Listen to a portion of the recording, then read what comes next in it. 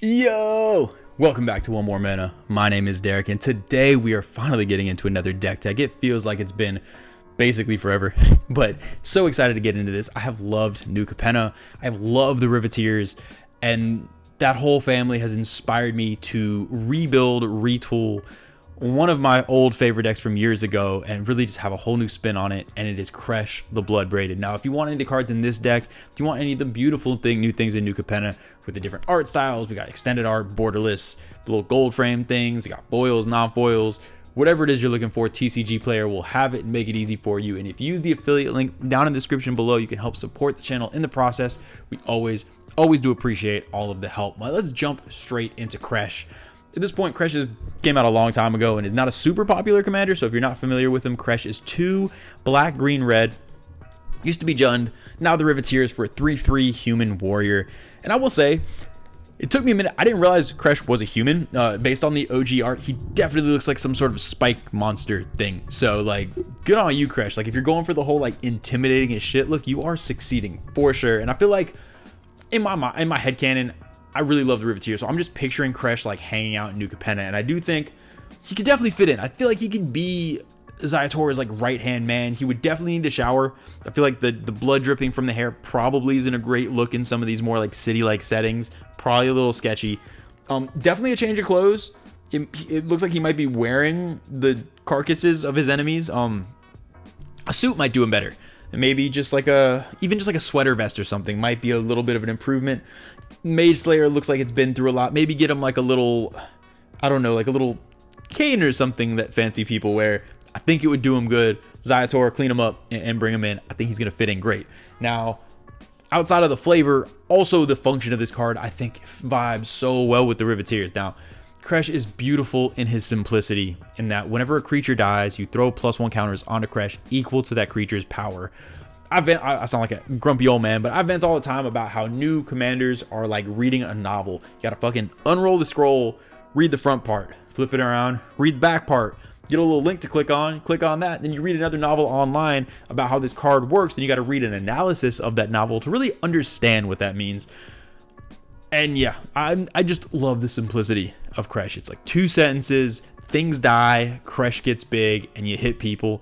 And that's what I love to do in Commander. One thing I will mention through all these categories, I'm going to focus on the new Capenna cards first. I really want to talk about these new Capenna cards really in a specific capacity. I feel like I've had a chance to talk about them more abstractly, but seeing them in the context of a deck and really getting an idea of what they can do in the greater context of a deck, I think is a really fun way to look at them, and I want to use this deck tech to focus on that. So we'll start with the creatures as usual, and there are 2 cards that really stick out. One is Masked Bandits.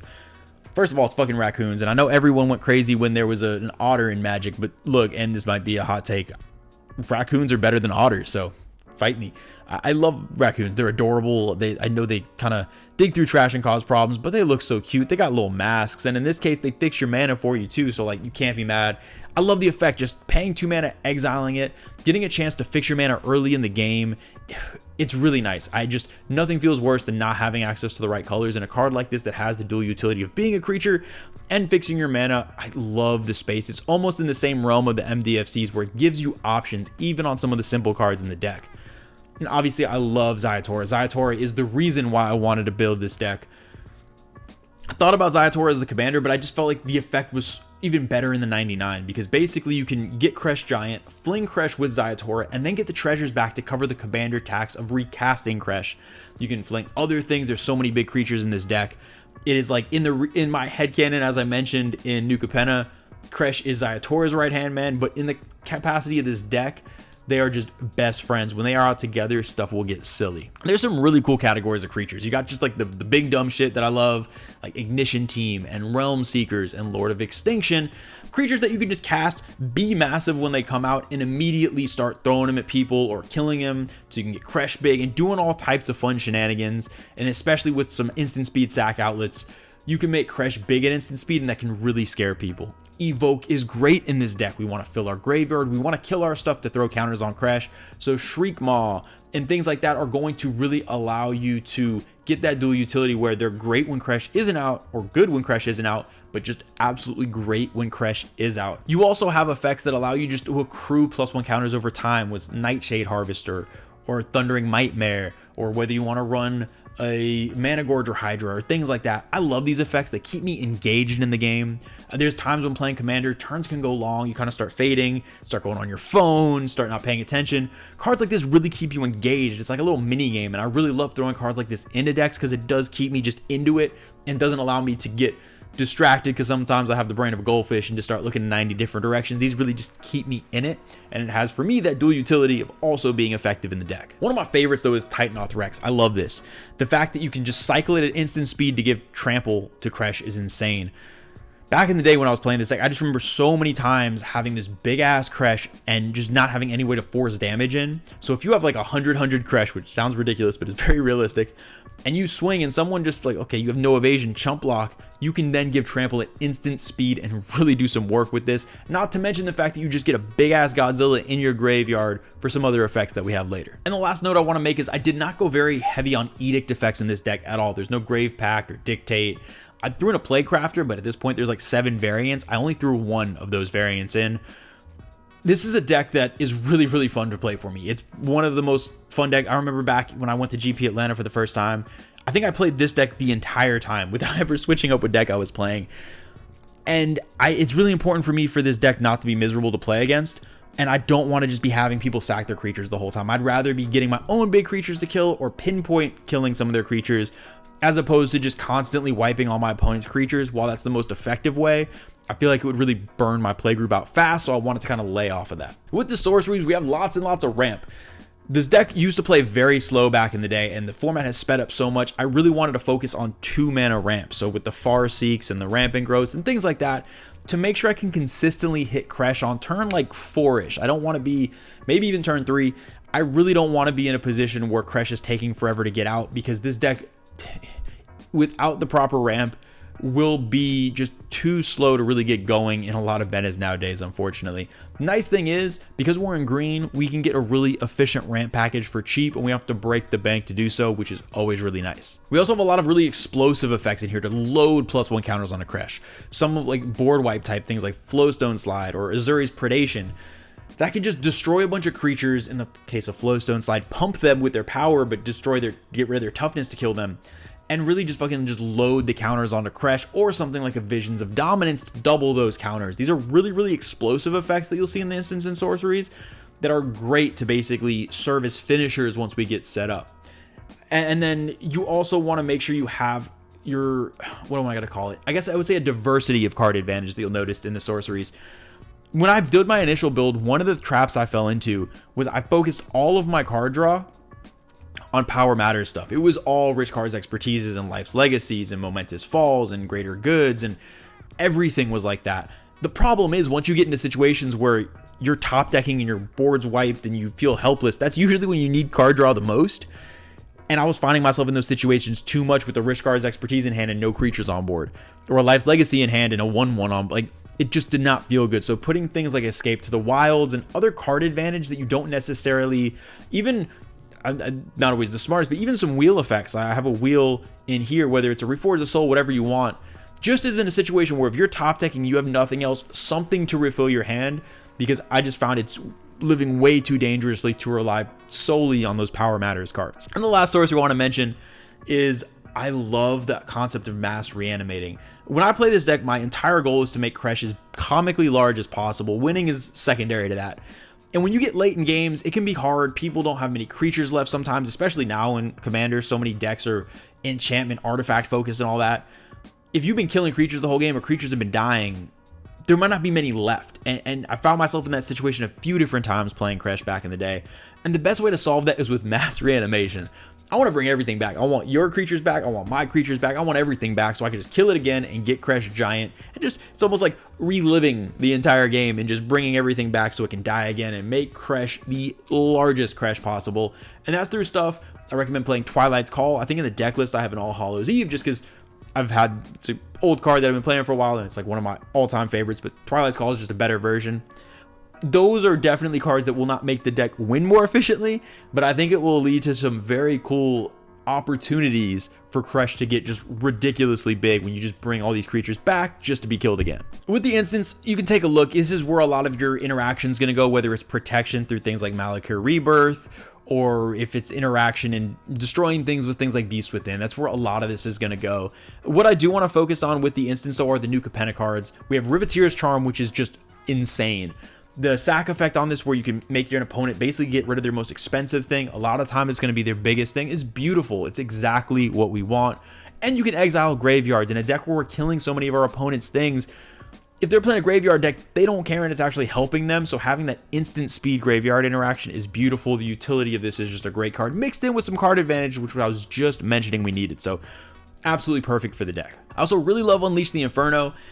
Just the fact that it is creature removal that can just kind of double in some cases as artifact enchantment removal. Yeah, you could just run, you know, your chaos warps and things like that. But to me, this is more fun. It kills something. There's fire. I like it. I don't know. Love the art. And I think this just fits in again well with what we're trying to do. And the last thing with the instance that I do want to mention are the instant speed fling type effects. Look, I am petty as shit, so winning doesn't matter to me, but I like to fart when I leave the room, and these instant speed fling effects really allow you to do that best. Whether it's Fling or Kazul's Fury or Soul's Fire, if someone tries to kill your biggest creature or just kill you before they get a chance to do so, you can fling it and just throw it at their face. Because some people like to fling tables, I like to fling my creatures, and it's just very satisfying. Even if you lose, you can be satisfied on the way out. Now I'll say with the artifacts do frustrate me in this deck, because looking at, I've had all of these for a while, and seeing what the current price of some of these cards are is just comical. Like the Great Henge is not worth what it is. Just don't worry about picking that up. You can just run any mana rock in that. It really doesn't. It's powerful, but like it's not a game changer in the deck. The Ozolith, I will say, if you were to break the bank on any card in this deck, I think the Ozolith is probably the only one that's worth spending on. This is a real game changer in the deck. It really allows you to go off in subsequent turns, flinging things, just getting all those counters back, making Kresh Giant, throwing all the counters there, putting all the counters. It puts you in a situation where you would otherwise basically be left with nothing, and actually lets you progress further. It is a game changer, and for 1 mana, it's what probably the card I was most excited to get added to the deck and play with. Like, yeah, that is the one. If you were to break, you can just play without it and still have a great time, but that would probably be the one that I would say is worth it. When it comes to my equipment in the deck, I do run Shadow Spear. Forget Shadow Spear. I just put it in there because I didn't have any other decks for it, and it's pretty.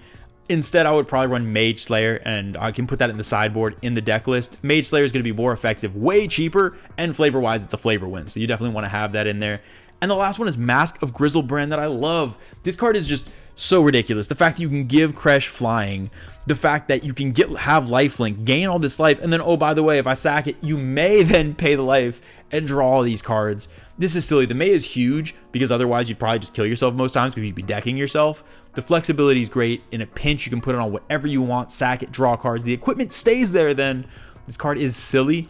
Not gonna lie, mine just came in the mail like 2 days ago. Have not had a chance to play test it yet, but I'm very excited to see what it does. Well, looking at the enchantments, again, starting with new Capenna, Riveteers Ascendancy is awesome. I love the fact that it gives you the flexibility to sacrifice things. We have so many sacrifice effects, and then bring things back. Similar to the Ozolith, that allows us to do what we want without being left with nothing, which is so crucial. So we can sacrifice that Ignition team to get back Realm Seekers, or sacrifice the Realm Seekers and get back Lord of Extinction. It is huge to do that. It is really cool, and it allows you to progress without feeling like you need to be all or nothing. It just makes everything slightly less glass cannon. With the rest of the enchantments, honestly, the most important one to me is Death's Presence. That's the most fun one in here. It allows you to have the most silly turns. Yes, it's technically like a 6 mana do nothing, but I've never had more fun with this deck than when Death's Presence is out. It really lets things go bonkers.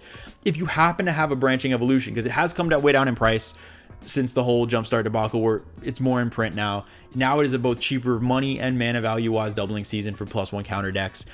It's not crucial. We have enough doubling effects through instants and sorceries and Corpse Jack menaces and things like that. You don't need it for the deck to function, but if you do happen to have one, this is a great and super fun place to put it. And then with the lands, obviously, New Capenna has brought us the new Triome for Zyator's Proving Ground. It is beautiful. I have loved what the Triomes have done. So fucking perfect for Commander. Don't know why they're not in all the precons, but it's okay. Maybe they will be one day. They are amazing. I want as many of them out in the world as possible. But honestly, with the mana base, as someone who used to play this deck that started when I first built it with mostly just basics and evolving wilds and stuff like that, to the point where it is now, and if you look at the deck list, it's basically as optimized as it can get outside of OG duels.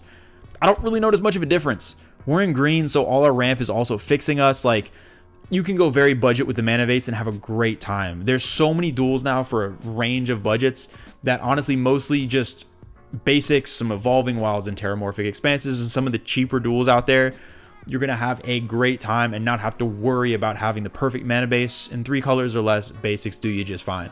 I do think that with that, having said that though, there are some utility lands you definitely want in there, like Skarg the Rage Pits and Kessig Wolfrun give trample to our commander, which is huge, and it's on a land slot, so it does what we want.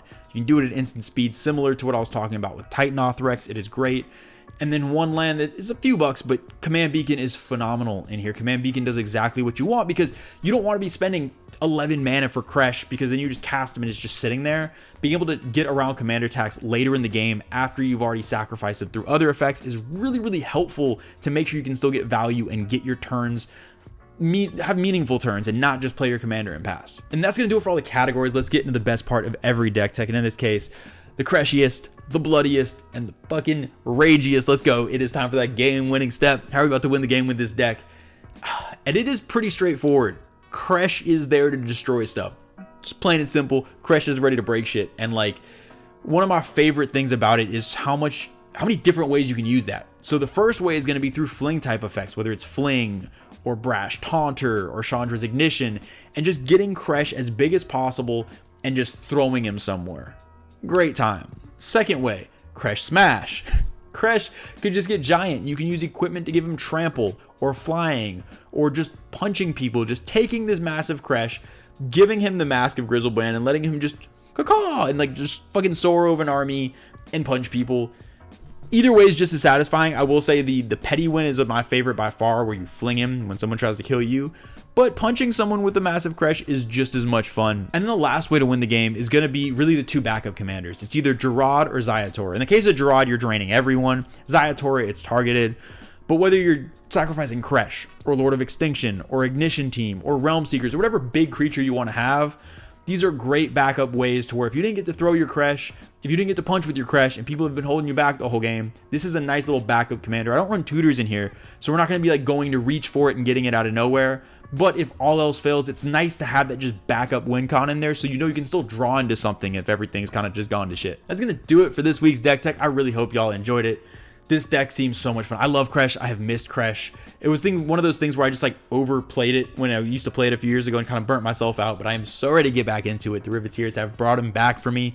Let me know in the comments below if there's any cards. Like, I know when new sets come out, I'm not necessarily inspired to build the new commanders all the time, but they open up possibilities for older cards I've had or have had my eye on. And let me know if anything in new Capenna has opened your eyes to a commander you've always wanted to play. Let me know in the comments below. As always, huge shout out to the patrons. We love and appreciate y'all so much. Just always thank you for believing in what we do. I've been teasing it for a while, but I think it's this month, next month. We got some new content coming out, kind of going in new directions. Don't worry, the base stuff's always going to be here, but we have some very exciting stuff to come. Can't really spoil anything right now, so kind of leave that for there. It's a little tease. But until then, I will see y'all next time.